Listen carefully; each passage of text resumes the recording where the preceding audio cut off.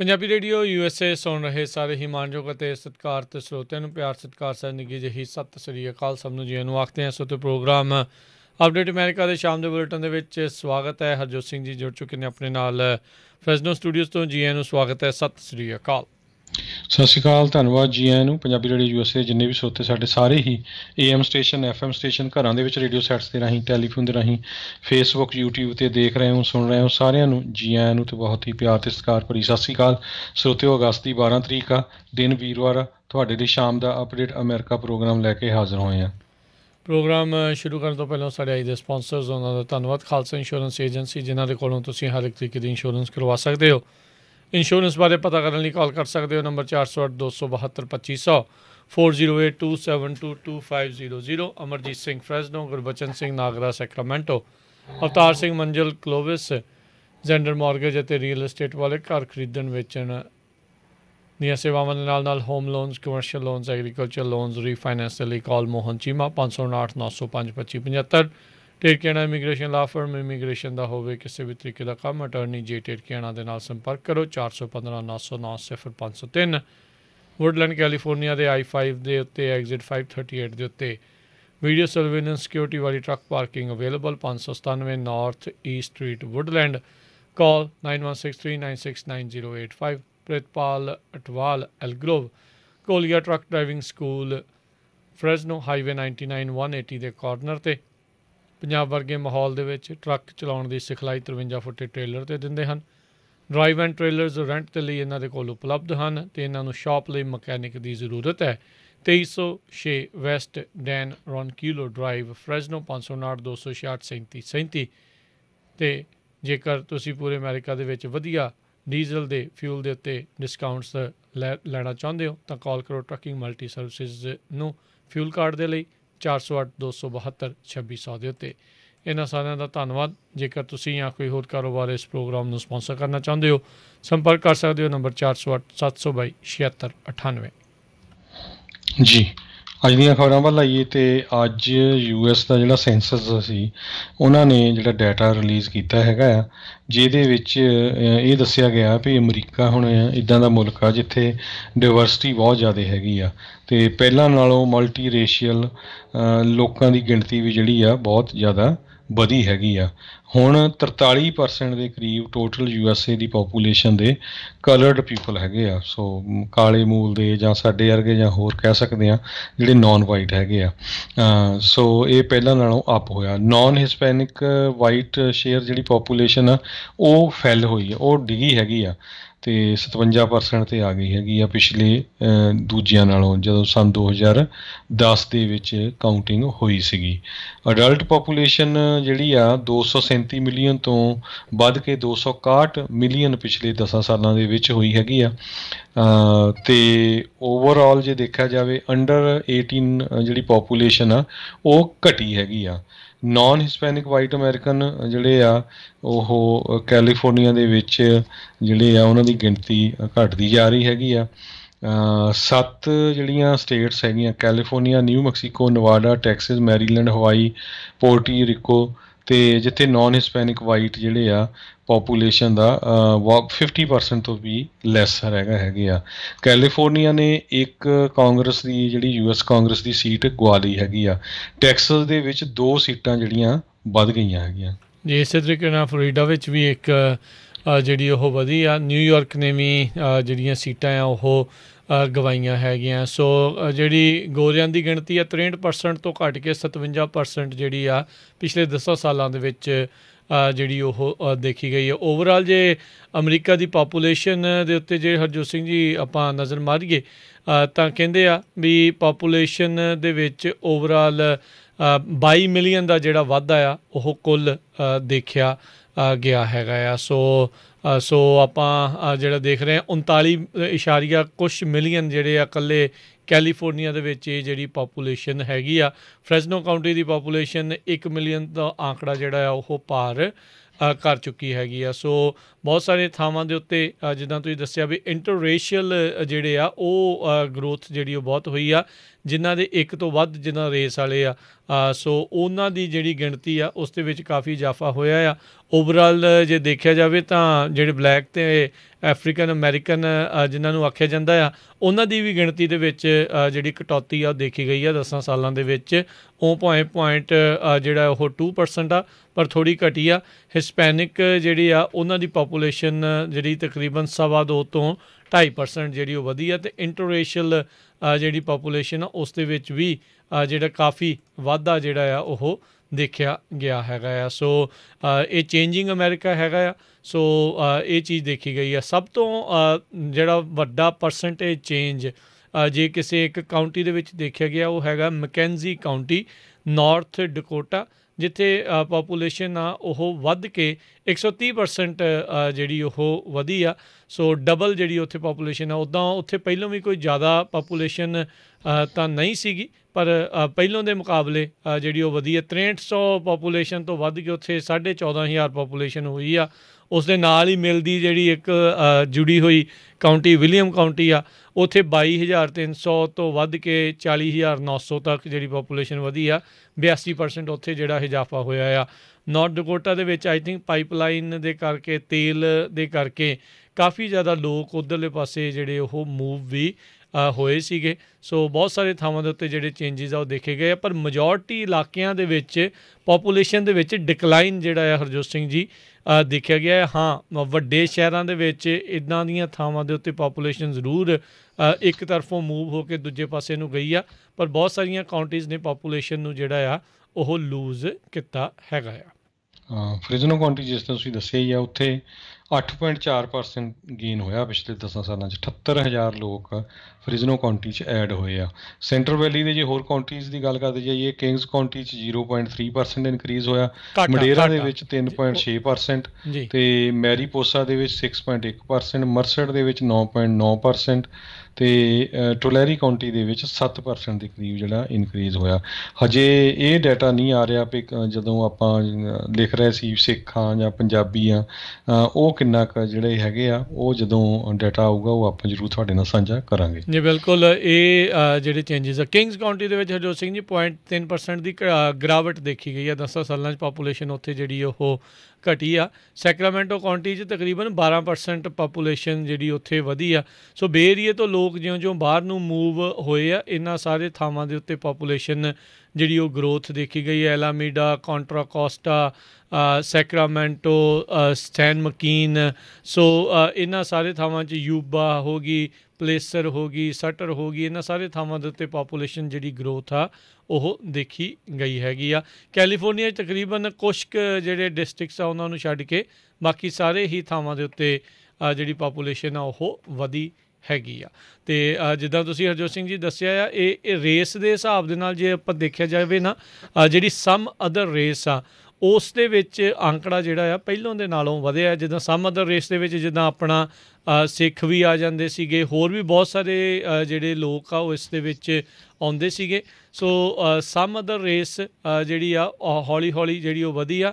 California ਦੇ ਵਿੱਚ ਸਭ ਤੋਂ ਜ਼ਿਆਦਾ ਇਹਨਾਂ ਦਾ ਜਿਹੜਾ ਉਹ ਅੰਕੜਾ ਓਵਰਆਲ ਜਿਹੜਾ ਉਹ ਰਿਹਾ ਆ, ਜਿੱਥੇ ਤਕਰੀਬਨ 20% ਜਿਹੜੀ ਪਾਪੂਲੇਸ਼ਨ ਸਮ ਅਦਰ ਰੇਸ ਦਾ ਮਤਲਬ ਨਾ ਵਾਈਟ ਆ ਅਤੇ ਨਾ ਹਿਸਪੈਨਿਕ ਆ। ਸੋ ਉਸ ਤੋਂ ਜਿਹੜਾ ਉਹ ਇਲਾਵਾ ਬਲੈਕ ਅਮੈਰੀਕਨ ਨਹੀਂ ਆ, ਵਾਈਟ ਨਹੀਂ ਆ, ਉਸ ਤੋਂ ਇਲਾਵਾ ਜਿਹੜੀ ਉਹਨਾਂ ਦੀ ਰੇਸ ਆ ਉਸ ਦੇ ਵਿੱਚ ਜਿਹੜਾ ਆ ਉਹ 20% ਪਾਪੂਲੇਸ਼ਨ ਜਿਹੜੀ ਆ ਇੱਥੇ ਦੇਖੀ ਗਈ ਹੈਗੀ, ਗਿਣੀ ਗਈ ਹੈਗੀ ਆ। ਸੋ ਹਾਲ ਦੀ ਘੜੀ ਇਹ ਪੂਰੀ ਡੀਟੇਲਡ ਰਿਪੋਰਟ ਜਿਹੜੀ ਆ ਜਿਉਂ-ਜਿਉਂ ਸਮਾਂ ਬੀਤਦਾ ਜਾਊਗਾ ਉਹ ਆਪਣੇ ਸਾਹਮਣੇ ਆਉਂਦੀ ਜਾਵੇਗੀ। ਜੀ, ਅਗਲੀ ਖਬਰ ਜਿਹੜੀ ਆ ਅਫਗਾਨਿਸਤਾਨ ਤੋਂ ਆ ਰਹੀ ਆ।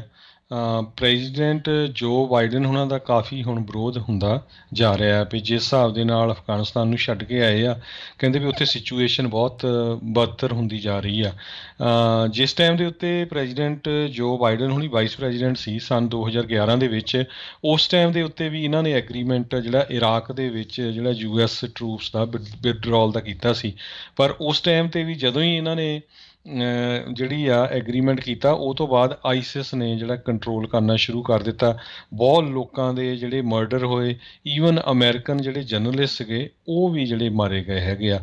ਕਹਿੰਦੇ ਵੀ ਸੇਮ ਸਿਚੁਏਸ਼ਨ ਅਫਗਾਨਿਸਤਾਨ 'ਚ ਬਣਦੀ ਜਾ ਰਹੀ ਆ। ਪਿਛਲੇ ਕੁਝ ਦਿਨਾਂ ਦੇ ਵਿੱਚ ਉਹਨੇ ਆਲਰੇਡੀ 10 ਜਿਹੜੇ ਡਿਸਟ੍ਰਿਕਟ ਆ ਉਹਨਾਂ 'ਤੇ ਕਬਜ਼ਾ ਕਰ ਲਿਆ ਐਕਸਟਰਾ, ਅਤੇ ਕਹਿੰਦੇ ਬਹੁਤ ਘੱਟ ਸਮੇਂ ਦੇ ਵਿੱਚ ਉਹ ਲਗਭਗ ਸਾਰਾ ਅਫਗਾਨਿਸਤਾਨ ਆ ਜਿਹੜੇ ਉਸ ਨੂੰ ਤਾਲੀਬਾਨ ਕੰਟਰੋਲ ਕਰ ਸਕਦੇ ਆ। ਅੱਜ US ਦੀ ਸਟੇਟ ਡਿਪਾਰਟਮੈਂਟ ਨੇ ਸਾਰੇ ਹੀ ਅਮਰੀਕਨ ਸਿਟੀਜ਼ਨ ਜਿਹੜੇ ਆ ਉੱਥੇ ਰਹਿੰਦੇ ਆ, ਉਹਨਾਂ ਨੂੰ ਕਹਿ ਦਿੱਤਾ ਵੀ ਤੁਸੀਂ ਇਮੀਡੀਏਟਲੀ ਅਫਗਾਨਿਸਤਾਨ ਤੋਂ ਬਾਹਰ ਆ ਜਾਓ। ਅਤੇ ਕਹਿੰਦੇ ਵੀ 3000 ਟਰੂਪ ਐਕਸਟਰਾ ਭੇਜ ਰਹੇ ਆ ਤਾਂ ਕਿ ਉੱਥੋਂ ਜਿਹੜੇ ਡਿਪਲੋਮੈਟਸ ਹੈਗੇ ਆ ਜਾਂ ਹੋਰ ਅਮਰੀਕਨ ਸਿਟੀਜ਼ਨ ਜਾਂ ਜਿਹੜੇ ਕਈ ਅਮਰੀਕਨ ਕੰਮ ਕਰਦੇ ਸੀ ਵੱਖ-ਵੱਖ ਕੰਪਨੀਆਂ ਨਾਲ, ਉਹਨਾਂ ਨੂੰ ਕਿਸ ਤਰ੍ਹਾਂ ਕੱਢਿਆ ਜਾ ਸਕਦਾ ਹੈ। ਅਤੇ ਇੱਕ ਤਾਂ ਇਹ ਵੀ ਰਿਪੋਰਟ ਆ ਰਹੀ ਆ ਵੀ ਜਿਹੜਾ ਬਾਈਡਨ ਐਡਮਿਨਿਸਟ੍ਰੇਸ਼ਨ ਆ, ਇਹਨਾਂ ਨੇ ਤਾਲੀਬਾਨ ਨੂੰ ਇਹ ਕਿਹਾ ਆ ਵੀ ਤੁਸੀਂ ਜਿਹੜੀ US ਦੀ ਅੰਬੈਸੀ ਆ ਉਹਦੇ ਉੱਤੇ ਕਿਸੇ ਤਰ੍ਹਾਂ ਦਾ ਅਟੈਕ ਨਾ ਕਰੋ। ਜੀ ਬਿਲਕੁਲ, 3000 ਜਿਹੜੇ ਆ ਫੌਜੀ ਕਹਿੰਦੇ ਉਹ ਘੱਲੇ ਜਾ ਰਹੇ ਆ ਇੰਟਰਨੈਸ਼ਨਲ ਜਿਹੜੀ ਏਅਰਪੋਰਟ ਆ ਉਸ ਦੇ ਵਿੱਚ ਸਪੋਰਟ ਦੇ ਲਈ। ਮਾੜਾ ਤਾਂ ਕਿਸੇ ਨਾ ਕਿਸੇ ਨੇ ਹੁਣ ਬਣਨਾ ਹੀ ਸੀਗਾ। ਪਿਛਲੇ ਪ੍ਰਸ਼ਾਸਨ ਦੇ ਵਿੱਚ ਵੀ ਜ਼ੋਰ ਲੱਗਾ ਸੀਗਾ ਫੌਜੀ ਜਿਹੜੇ ਉਹ ਵਾਪਸ ਬੁਲਾਉਣ ਦਾ, ਪਰ ਪੂਰੀ ਤਰ੍ਹਾਂ ਬੁਲਾਏ ਨਹੀਂ ਗਏ। ਹੁਣ ਆਪਣੇ ਅਮਰੀਕੀ ਬੰਦੇ ਉੱਥੇ ਘੱਲ ਕੇ ਉਹਨਾਂ ਨੂੰ ਮਰਵਾ ਕੇ ਤਾਂ ਕੋਈ ਫਾਇਦਾ ਜਿਹੜਾ ਹੋਣਾ ਨਹੀਂ। ਇਵੈਂਚੁਅਲੀ ਇੱਥੇ ਪਿਛਲੇ ਪ੍ਰਸ਼ਾਸਨ ਤੋਂ ਲੈ ਕੇ ਹੁਣ ਤੱਕ ਆਪਾਂ ਇਹੀ ਰੌਲਾ ਸੁਣਦੇ ਆ ਰਹੇ ਹਾਂ ਵੀ ਆਪਾਂ ਨੂੰ ਆਪਣਿਆਂ ਦੀ ਪਹਿਲੋਂ ਜਿਹੜੀ ਉਹ ਦੇਖ ਰੇਖ ਕਰਨੀ ਚਾਹੀਦੀ ਆ, ਪਰ ਜਿਹੜੇ ਉੱਥੋਂ ਦੇ ਲੋਕ ਆ ਉਹਨਾਂ ਦੇ ਨਾਲ ਜਿਹੜੀ ਇਹ ਬਹੁਤ ਵੱਡੀ ਤਰਾਸਦੀ ਆ। ਗਜਨੀ ਦੇ ਉੱਤੇ ਕਬਜ਼ਾ ਜਿਹੜਾ ਤਾਲੀਬਾਨ ਦਾ ਮੁੜ ਹੋ ਚੁੱਕਾ ਹੈ। ਉਸ ਤੋਂ ਬਾਅਦ 'ਚ ਹੀਰਟ ਕਰਕੇ ਜਿਹੜਾ ਇਲਾਕਾ ਆ ਉਸ ਦੇ ਉੱਤੇ ਵੀ ਤਾਲੀਬਾਨ ਨੇ ਮੁੜ ਦੁਬਾਰਾ ਜਿਹੜਾ ਉਹ ਕਬਜ਼ਾ ਕਰ ਲਿਆ ਹੈਗਾ ਆ। ਸਟੇਟ ਡਿਪਾਰਟਮੈਂਟ ਨੇ ਤਾਂ ਆਲਰੇਡੀ ਕਹਿ ਹੀ ਦਿੱਤਾ, ਜਿੱਦਾਂ ਤੁਸੀਂ ਦੱਸਿਆ ਵੀ ਸਾਰੇ ਅਮਰੀਕੀ ਜਿੰਨੇ ਵੀ ਉੱਥੇ ਹੈਗੇ ਆ ਉਹਨਾਂ ਨੂੰ ਤੁਰੰਤ ਅਫਗਾਨਿਸਤਾਨ ਛੱਡ ਕੇ ਆਉਣ ਨੂੰ ਜਿਹੜਾ ਉਹ ਕਹਿ ਦਿੱਤਾ ਗਿਆ ਆ।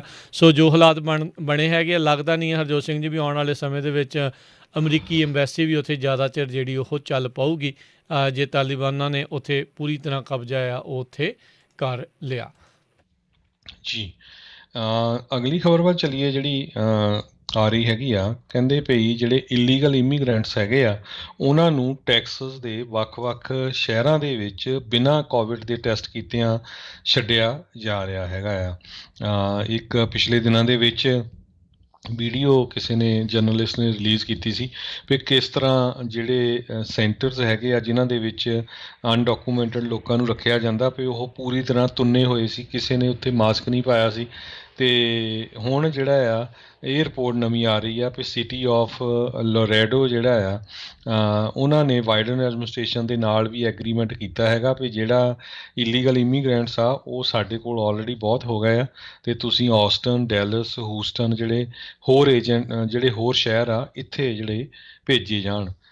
ਲਰੀਡੋ ਦੇ ਮੇਅਰ ਜਿਹੜੇ ਪੀਟ ਸਾਇਨਸ ਆ ਉਹ ਡੈਮੋਕਰੇਟ ਹੈਗੇ ਆ ਅਤੇ ਉਹਨਾਂ ਨੇ ਇਹ ਕਿਹਾ ਵੀ ਸਾਡੇ ਕੋਲ ਇੰਨੀ ਜਿਹੜੀ ਮੈਨ ਪਾਵਰ ਨਹੀਂ ਹੈਗੀ ਵੀ ਅਸੀਂ ਹਰ ਇੱਕ ਜਿਹੜਾ ਅਨਡਾਕੂਮੈਂਟਡ ਬੰਦਾ ਆ ਉਸ ਨੂੰ ਟੈਸਟ ਕਰ ਸਕੀਏ। ਜੀ, ਅਤੇ ਆંકੜਿਆਂ ਦੇ ਉੱਤੇ ਜੇ ਨਜ਼ਰ ਮਾਰਦੇ ਜਾਈਏ, ਪਿਛਲੇ 21 ਸਾਲਾਂ ਦਾ ਰਿਕਾਰਡ ਜਿਹੜਾ ਉਹ ਟੁੱਟਾ ਆ।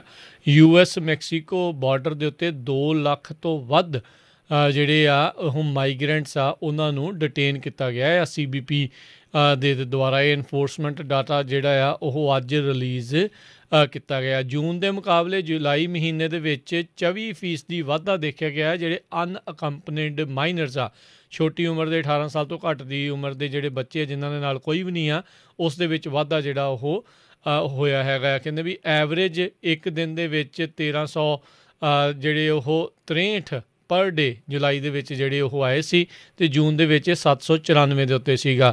ਸੋ 2019 ਤੋਂ ਬਾਅਦ ਦੇ ਵਿੱਚ ਹੁਣ ਜਿਹੜੇ ਫੈਮਿਲੀ ਮਾਈਗਰੈਂਟ ਇਨਕਾਊਂਟਰਸ ਆ ਉਹਨਾਂ ਦੇ ਵਿੱਚ ਵੀ ਬਹੁਤ ਜ਼ਿਆਦਾ ਜਿਹੜਾ ਆ ਉਹ ਵਾਧਾ ਦੇਖਿਆ ਗਿਆ ਹੈਗਾ ਆ। ਸੋ ਬਹੁਤ ਸਾਰੇ ਕਹਿੰਦੇ ਵੀ ਜਿਹੜੇ ਸਿੰਗਲ ਅਡਲਟਸ ਅਤੇ ਫੈਮਲੀਜ਼ ਆ ਜਿਨ੍ਹਾਂ ਨੂੰ ਟਾਈਟਲ 42 ਦੇ ਕਰਕੇ ਜਿਹੜਾ ਆ ਉਹ ਉੱਥੇ ਡੱਕਿਆ ਗਿਆ ਹੈਗਾ ਸੀਗਾ, ਉਹ ਅਜੇ ਵੀ ਉੱਥੇ ਜਿਹੜੇ ਉਹ ਹੈਗੇ ਨੇ।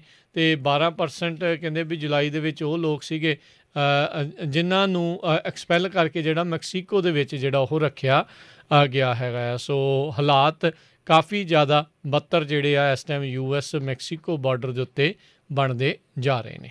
ਜੀ ਅਗਲੀ ਖਬਰ ਜਿਹੜੀ ਆ ਫਲੋਰੀਡਾ ਤੋਂ ਆ ਰਹੀ ਆ। ਫਲੋਰੀਡਾ ਦੇ ਵਿੱਚ 815 ਦੇ ਕਰੀਬ ਜਿਹੜੇ ਡਾਕਟਰਸ ਆ ਉਹਨਾਂ ਨੇ ਇੱਕ ਲੈਟਰ ਸਾਈਨ ਕਰਕੇ ਫਲੋਰੀਡਾ ਦੇ ਗਵਰਨਰ ਰੌਨ ਡਿਸਾਂਟਿਸ ਨੂੰ ਭੇਜਿਆ। ਉਹਨੂੰ ਅਪੀਲ ਕੀਤੀ ਆ ਵੀ ਜਿਹੜੀ ਆ ਐਂਟੀ ਮਾਸਕ ਲਾਜ਼ ਆ ਉਹਨਾਂ ਨੂੰ ਰਿਪੀਲ ਕੀਤਾ ਜਾਵੇ, ਕਿਉਂਕਿ ਜਿਹੜਾ ਗਵਰਨਰ ਕਹਿੰਦਾ ਵੀ ਤੁਸੀਂ ਕੰਪਲਸਰੀ ਨਹੀਂ ਕਰ ਸਕਦੇ ਕਿਸੇ ਨੂੰ ਮਾਸਕ, ਪਲੱਸ ਤੁਸੀਂ ਮਾਸਕ ਨੂੰ ਲਾਉਣ ਦੇ ਲਈ ਨਹੀਂ ਕਹਿ ਸਕਦੇ ਬੱਚਿਆਂ ਨੂੰ।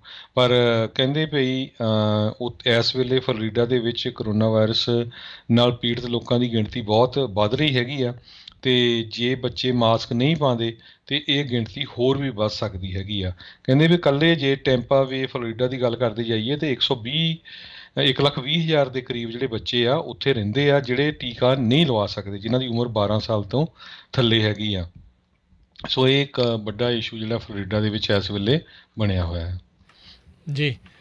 ਸੁਪਰੀਮ ਕੋਰਟ ਦੇ ਜਸਟਿਸ ਜਿਹੜੇ ਹੁਣੇ ਰੀਸੈਂਟ ਜਿਹੜੇ ਬਣੇ ਨੇ ਐਮੀ ਕੌਨੀ ਬੈਰਟ, ਉਹਨਾਂ ਦੇ ਮੂਹਰੇ ਇੱਕ ਜਿਹੜਾ ਚੈਲੰਜ ਆਇਆ ਸੀਗਾ, ਇੰਡੀਆਨਾ ਯੂਨੀਵਰਸਿਟੀ ਦੀ ਇੱਕ ਰਿਕੁਆਇਰਮੈਂਟ ਕਰ ਦਿੱਤੀ ਸੀ ਵੀ ਜਿਹੜੇ ਵੀ ਵਿਦਿਆਰਥੀ ਉੱਥੇ ਆਉਣ ਉਹਨਾਂ ਨੂੰ ਵੈਕਸੀਨੇਸ਼ਨ ਲੈ ਕੇ ਹੀ ਆਉਣਾ ਪਊਗਾ। ਪਰ ਉਸ ਦੇ ਖਿਲਾਫ ਕਿਸੇ ਨੇ ਇਸ ਜਿਹੜੀ ਆ ਰਿਕੁਆਇਰਮੈਂਟ ਦੇ ਉੱਤੇ ਬਲੋਕ ਲਾਉਣ ਦੇ ਲਈ ਸੁਪਰੀਮ ਕੋਰਟ ਦਾ ਦਰਵਾਜ਼ਾ ਜਿਹੜਾ ਆ ਉਹ ਖਟਖਟਾਇਆ ਸੀਗਾ। ਉਹਨਾਂ ਨੇ ਇਸ ਚੀਜ਼ ਨੂੰ ਕਹਿ ਕੇ ਜਿਹੜਾ ਉਹ ਰੱਦ ਕਰ ਦਿੱਤਾ ਵੀ ਯੂਨੀਵਰਸਿਟੀ ਦੇ ਕੋਲ ਅਧਿਕਾਰ ਹੈਗਾ ਆ, ਉਹ ਇਸ ਤਰੀਕੇ ਦੇ ਨਾਲ ਰੋਕ ਸਕਦੇ ਨੇ, ਇਹ ਰਿਕੁਆਇਰਮੈਂਟ ਬੇਸਿਕਲੀ ਰੱਖ ਸਕਦੇ ਨੇ ਵੀ ਤੁਸੀਂ ਵੈਕਸੀਨੇਸ਼ਨਸ ਜਿਹੜੀਆਂ ਆ ਉਹ ਲਵਾ ਕੇ ਹੀ ਆਉਣੀਆਂ ਪੈਣਗੀਆਂ। ਇਸ ਫੈਸਲੇ ਦੇ ਉੱਤੇ ਕਹਿੰਦੇ ਆ ਵੀ ਕਿਸੇ ਵੀ ਹੋਰ ਜਸਟਿਸ ਨੇ ਉੱਦਾਂ ਡਿਸੈਂਟ ਜਿਹੜਾ ਆ ਉਹ ਨਹੀਂ ਪੇਸ਼ ਜਿਹੜਾ ਉਹ ਕੀਤਾ। 8 ਵਿਦਿਆਰਥੀ ਕਹਿੰਦੇ ਆ ਕੋਰਟ ਦੇ ਵਿੱਚ ਐਮਰਜੈਂਸੀ ਆਰਡਰ ਦੇ ਲਈ ਜਿਹੜੇ ਆ ਉਹ ਗਏ ਸੀਗੇ ਇਸ ਨੂੰ ਜਿਹੜਾ ਉਹ ਲੈ ਕੇ, ਅਤੇ ਉਹਨਾਂ ਨੇ ਵੈਕਸੀਨ ਦੇ ਰਿਸਕ ਜਿਹੜੇ ਆ ਉਹਨਾਂ ਨੂੰ ਐਸੋਸੀਏਟ ਕੀਤਾ ਸੀਗਾ ਵੀ ਅਸੀਂ ਤਾਂ ਜਿਹੜਾ ਆ ਉਹ ਵੈਕਸੀਨ ਜਿਹੜੀ ਉਹ ਨਹੀਂ ਲਵਾ ਰਹੇ, ਪਰ ਇੰਡੀਆਨਾ ਯੂਨੀਵਰਸਿਟੀ ਨੇ ਇਹ ਰਿਕੁਆਇਰਮੈਂਟ ਜਿਹੜੀ ਉਹ ਰੱਖੀ ਆ। ਸੋ ਕਹਿ ਸਕਦੇ ਹਾਂ ਵੀ ਇਹ ਇੱਕ ਹਿਸਾਬ ਦੇ ਨਾਲ ਫੈਸਲਾ ਜਾਂ ਕਹਿ ਲਓ ਵੀ ਸੁਣਵਾਈ ਨਾ ਲੈਣ ਤੋਂ ਇਹ ਪਤਾ ਲੱਗ ਰਿਹਾ ਵੀ ਸ਼ਾਇਦ ਅਦਾਲਤਾਂ ਦੇ ਵਿੱਚ ਇੱਦਾਂ ਦੀਆਂ ਹੋਰ ਚੀਜ਼ਾਂ ਵੀ ਜਾ ਸਕਦੀਆਂ, ਪਰ ਹੁਣ ਇੱਕ ਬੈਂਚਮਾਰਕ ਜਿਹਾ ਇਹ ਲੱਗ ਗਿਆ। ਆਉਣ ਵਾਲੇ ਦਿਨਾਂ ਦੇ ਵਿੱਚ ਬਹੁਤ ਸਾਰੀਆਂ ਹੋਰ ਪ੍ਰਾਈਵੇਟ ਜਿਹੜੀਆਂ ਯੂਨੀਵਰਸਿਟੀਜ਼ ਵੀ ਅਤੇ ਹੋਰ ਜਿਹੜੇ ਬਿਜ਼ਨਸਿਸ ਆ ਉਹ ਵੀ ਇੱਦਾਂ ਦਾ ਫੈਸਲਾ ਲੈ ਸਕਦੇ ਆ। ਆਲਰੇਡੀ ਸੈਨ ਫਰਾਂਸਿਸਕੋ ਨੇ ਤਾਂ ਇਹ ਫੈਸਲਾ ਲੈ ਲਿਆ ਆ ਵੀ ਜਿਮਸ ਦੇ ਵਿੱਚ ਜਾਣਾ ਆ ਜਾਂ ਇਨਡੋਰ ਪਬਲਿਕ ਪਲੇਸਿਸ ਦੇ ਵਿੱਚ ਕਿਤੇ ਵੀ ਜਾਣਾ ਆ, ਵੈਕਸੀਨੇਸ਼ਨ ਦਾ ਸਬੂਤ ਜਿਹੜਾ ਉਹ ਤੁਹਾਨੂੰ ਦਿਖਾ ਕੇ ਹੀ ਅੰਦਰ ਜਾਣਾ ਪਵੇਗਾ। ਅਗਲੀ ਗੱਲ ਜੇ ਸੋਸ਼ਲ ਮੀਡੀਆ ਦੀ ਕਰਦੇ ਜਾਈਏ, ਸੋਸ਼ਲ ਮੀਡੀਆ ਆਪਾਂ ਦੇਖ ਰਹੇ ਹਾਂ ਵੀ ਅਮਰੀਕਾ ਦੇ ਵਿੱਚ ਵੀ ਜਿਹੜਾ ਆ ਆਪਣਾ ਧੱਕਾ ਕਈ ਵਾਰੀ ਕਰ ਜਾਂਦਾ, ਪਰ ਦੂਜੇ ਮੁਲਕਾਂ 'ਚ ਤਾਂ ਆਪਾਂ ਸ਼ਰੇਆਮ ਦੇਖ ਰਹੇ ਹਾਂ ਵੀ ਜਿਹੜੀਆਂ ਦੂਜੀਆਂ ਸਰਕਾਰਾਂ ਆ ਉਹਨਾਂ ਦੇ ਥੱਲੇ ਗੋਡੇ ਟੇਕ ਦਿੰਦਾ ਆ। ਇੰਡੀਆ ਦੇ ਵਿੱਚ ਵੀ ਆਪਾਂ ਦੇਖਿਆ ਵੀ ਕਿਸ ਤਰ੍ਹਾਂ ਜਿਹੜਾ ਆ ਸੋਸ਼ਲ ਮੀਡੀਆ, ਚਾਹੇ ਉਹ ਟਵਿੱਟਰ ਆ, ਫੇਸਬੁੱਕ, ਇੰਸਟਾਗ੍ਰਾਮ, ਵਟਸਐਪ ਹੈਗੇ ਆ, ਉਹ ਉੱਥੇ ਦੀ ਸਰਕਾਰ ਦੇ ਅੱਗੇ ਗੋਡੇ ਜਿਹੜੇ ਆ ਝੁਕਾ ਦਿੰਦੇ ਆ, ਅਤੇ ਬਹੁਤ ਸਾਰੇ ਲੋਕਾਂ ਦੇ ਜਿਹੜੇ ਅਕਾਊਂਟ ਆ ਉਹ ਬੰਦ ਕਰ ਦਿੱਤੇ ਜਾਂਦੇ ਆ। ਅੱਜ ਖਬਰ ਜ਼ੈਂਬੀਆ ਤੋਂ ਆ ਰਹੀ ਆ। ਜ਼ੈਂਬੀਆ ਜਿਹੜਾ ਮੁਲਕ ਆ ਉੱਥੇ ਇਲੈਕਸ਼ਨ ਹੋ ਰਹੀ ਸੀ, ਅਤੇ ਇਲੈਕਸ਼ਨ ਤੋਂ ਪਹਿਲਾਂ ਹੀ ਜਿਹੜੇ ਆ ਜਿੰਨੇ ਸੋਸ਼ਲ ਮੀਡੀਆ ਦੇ ਐਪਸ ਹੈਗੀਆਂ ਆ, ਫੇਸਬੁੱਕ, ਇੰਸਟਾਗ੍ਰਾਮ, ਵਟਸਐਪ, ਟਵਿੱਟਰ, ਸਾਰਿਆਂ ਨੇ ਹੀ ਜਿਹੜੇ ਆ ਉੱਥੇ ਬੰਦ ਕਰ ਦਿੱਤਾ। ਸੋ ਜਿਹੜੀ ਓਪੋਜੀਸ਼ਨ ਆ ਉਹ ਇਹ ਕਹਿ ਰਹੀ ਆ ਵੀ ਇਹ ਦੇਖੋ ਵੀ ਜਿਹੜਾ ਜ਼ੈਂਬੀਆ ਦਾ ਪ੍ਰੈਜ਼ੀਡੈਂਟ ਐਡਗਰ ਲੂੰਗੋ ਹੈਗਾ ਆ, ਉਹ ਦੁਬਾਰਾ ਕੀ ਆਪਣੀ ਰੀਇਲੈਕਸ਼ਨ ਕਰ ਰਿਹਾ ਹੈਗਾ, ਬਿਜ਼ਨਸਮੈਨ ਹੈਗਾ, ਅਤੇ ਉਸ ਨੇ ਜਿਹੜਾ ਆ ਰਲ ਕੇ ਜਿਹੜਾ ਆ ਇਹਨਾਂ ਨੂੰ ਧਮਕੀ ਦਿੱਤੀ ਹੈ। ਇਸ ਕਰਕੇ ਜਿਹੜਾ ਉੱਥੇ ਇਹ ਮੀਡੀਆ ਨੇ ਜਿਹੜੀਆਂ ਸਾਈਟਸ ਆ ਉਹ ਬੰਦ ਕੀਤੀਆਂ ਹੈਗੀਆਂ। ਜੀ, ਬਹੁਤ ਚਰਚਾ ਅਤੇ ਵਿਵਾਦ ਦੇ ਵਿੱਚ ਰਹੀ ਪੌਪ ਸਟਾਰ ਬ੍ਰਿਟਨੀ ਸਪੀਅਰਸ, ਜਿਸ ਦਾ ਬੀਤੇ ਦਿਨਾਂ ਦੇ ਵਿੱਚ ਕਾਫੀ ਜਿਹੜਾ ਕੌਨਜ਼ਰਵੇਟਰਸ਼ਿਪ ਦਾ ਮਸਲਾ ਜਿਹੜਾ ਭਖਿਆ ਹੋਇਆ ਸੀ। ਉਸ ਦਾ ਪਿਓ ਹੀ ਜਿਹੜਾ ਜੇਮੀ ਸਪੀਅਰਸ ਆ ਉਹ ਕੌਨਜ਼ਰਵੇਟਰ ਸੀਗਾ ਇਸ ਦਾ, ਜਿਹੜਾ ਆ ਪਿਛਲੇ 13 ਸਾਲਾਂ ਤੋਂ। ਉਸਨੇ ਅੱਜ ਇਹ ਫੈਸਲਾ ਲਿਆ ਆ, ਕਹਿੰਦੇ ਵੀ ਉਹ ਆਪਣੇ ਇਸ ਰੋਲ ਤੋਂ ਲਾਂਭੇ ਜਿਹੜਾ ਆ ਉਹ ਹੋਣ ਜਾ ਰਿਹਾ ਹੈਗਾ ਆ। ਇਹ ਕਹਿੰਦੇ ਵੀ ਇਸ ਨੇ ਹੁਣ ਉਦੋਂ ਫੈਸਲਾ ਲਿਆ ਆ ਜਦ ਉਸ ਦਾ ਜਿਹੜਾ ਅਪੁਆਇੰਟ ਕੀਤਾ ਗਿਆ ਲਾਇਰ ਆ ਉਹ ਇੱਕ ਸਾਬਕਾ ਫੈਡਰਲ ਪ੍ਰੋਸੀਕਿਊਟਰ ਵੀ ਆ, ਉਸ ਨੇ ਪਟੀਸ਼ਨ ਵੀ ਜਿਹੜੀ ਉਹ ਕੀਤੀ ਸੀ ਵੀ ਇਸ ਦੇ ਪਿਓ ਨੂੰ ਜਿਹੜੀ ਇਸ ਦੀ ਕੌਨਜ਼ਰਵੇਟਰਸ਼ਿਪ ਆ ਉਸ ਤੋਂ ਲਾਂਭੇ ਜਿਹੜਾ ਉਹ ਕਰ ਦਿੱਤਾ ਜਾਵੇ, ਹਟਾ ਦਿੱਤਾ ਜਾਵੇ। ਸੋ ਕੌਨਜ਼ਰਵੇਟਰਸ਼ਿਪ ਦੇ ਬਾਰੇ ਜੇ ਥੋੜ੍ਹਾ ਜਿਹਾ ਦੱਸਦੇ ਜਾਈਏ, ਇਹ ਹੁੰਦਾ ਵੀ ਬੇਸਿਕਲੀ ਵੀ ਉਸ ਦੇ ਪਿਓ ਨੇ ਹੀ ਹਰ ਇੱਕ ਤਰੀਕੇ ਦਾ ਧੇਲੀ ਤੋਂ ਲੈ ਕੇ $1 ਮਿਲੀਅਨ ਤੱਕ ਕਿਸੇ ਵੀ ਤਰੀਕੇ ਦਾ ਜਿਹੜਾ ਉਹਨੇ ਖਰਚਾ ਕਰਨਾ ਆ ਉਹ ਉਸ ਦੀ ਹੀ ਰਜਾਮੰਦੀ ਦੇ ਨਾਲ ਜਿਹੜਾ ਉਹ ਹੋ ਸਕਦਾ ਆ। ਸੋ ਉਹ ਬੀਤੇ ਦਿਨਾਂ ਦੇ ਵਿੱਚ ਇਸ ਨੇ ਬੜੀ ਗੁਹਾਰ ਲਾਈ ਸੀ ਵੀ ਮੇਰੇ ਨਾਲ ਧੱਕਾ ਜਿਹੜਾ ਆ ਉਹ ਹੋ ਰਿਹਾ ਆ, ਅਤੇ ਇਹ ਮਸਲਾ ਜਿਹੜਾ ਵਿਵਾਦ ਆ ਉਹ ਚੰਗਾ ਭਖਿਆ ਸੀ। ਪਿਛਲੇ ਲੰਮੇ ਸਮੇਂ ਤੋਂ ਇਹ ਚੀਜ਼ ਸੁਣਦੇ ਕਹਿੰਦੇ ਆ ਰਹੇ ਸੀ, ਅਤੇ ਹੁਣ ਫਾਈਨਲੀ ਉਹ ਆਪਣੇ ਇਸ ਰੋਲ ਤੋਂ ਲਾਂਭੇ ਹੋ ਰਿਹਾ ਆ। ਕੀ ਇਸ ਦੀ ਜਿਹੜੀ ਲਾਈਫ ਆ ਮੋਹਰੇ ਜਾ ਕੇ ਲੀਹ ਦੇ ਉੱਤੇ ਆਊਗੀ, ਇਹ ਜਿਹੜਾ ਵੇਖਣ ਵਾਲੀ ਗੱਲ ਰਹੇਗੀ। ਅਗਲੀ ਖਬਰ ਯੂਬਾ ਸਿਟੀ ਕੈਲੀਫੋਰਨੀਆ ਤੋਂ ਆ ਰਹੀ ਹੈ, ਜਿੱਥੇ ਕਿ Yuba city unified school district board ਨੇ ਜਿਹੜੀ ਮੀਟਿੰਗ ਕਰਕੇ ਦੱਸਿਆ ਵੀ ਉਹਨਾਂ ਨੂੰ ਟੀਚਰਸ ਦੀ, ਜਿਹੜੇ ਕੁਆਲੀਫਾਈਡ ਟੀਚਰਸ ਆ ਉਹਨਾਂ ਦੀ ਜ਼ਰੂਰਤ ਹੈਗੀ ਆ ਸੰਨ 2021 ਤੋਂ ਜਿਹੜਾ ਸੰਨ 2022 ਦਾ ਸੈਸ਼ਨ ਆ ਉਹਦੇ ਲਈ। ਕਹਿੰਦੇ ਪਈ ਅੱਜ ਦੀ ਡੇਟ ਦੇ ਵਿੱਚ ਬਹੁਤ ਸਾਰੇ ਜਿਹੜੇ ਟੀਚਰਸ ਆ ਬਿਨਾਂ ਕ੍ਰੈਡੈਂਸ਼ੀਅਲਸ ਤੋਂ ਕੰਮ ਕਰ ਰਹੇ ਹੈਗੇ ਆ। ਸੋ ਉਹਨਾਂ ਨੇ ਜੋਬ ਪੋਸਟਿੰਗਸ ਵੀ ਕੀਤੀਆਂ ਆ। ਸੋ ਜੇ ਕੋਈ ਕ੍ਰੈਡੈਂਸ਼ੀਅਲ ਵਾਲਾ ਜਿਹੜਾ ਹੈਗਾ ਟੀਚਰ ਤੇ ਉਹ ਉੱਥੇ ਜੋਬ ਲਈ ਅਪਲਾਈ ਕਰ ਸਕਦਾ ਹੈ। ਹਾਂਜੀ, ਸਮਾਂ ਜਿਹੜਾ ਹਰਜੋਤ ਸਿੰਘ ਜੀ ਆਪਣੇ ਪ੍ਰੋਗਰਾਮ ਦਾ ਜਿਹੜਾ ਹੁਣ ਸਮਾਪਤ ਹੈਗਾ, ਅਤੇ ਜਾਣ ਤੋਂ ਪਹਿਲਾਂ ਜੇ ਆਪਾਂ ਤੁਹਾਨੂੰ ਸਟਾਕਸ ਦੇ ਬਾਰੇ ਦੱਸਦੇ ਜਾਈਏ, ਮਾਰਕੀਟ ਦਾ ਅੱਜ ਕੀ ਹਾਲ ਰਿਹਾ।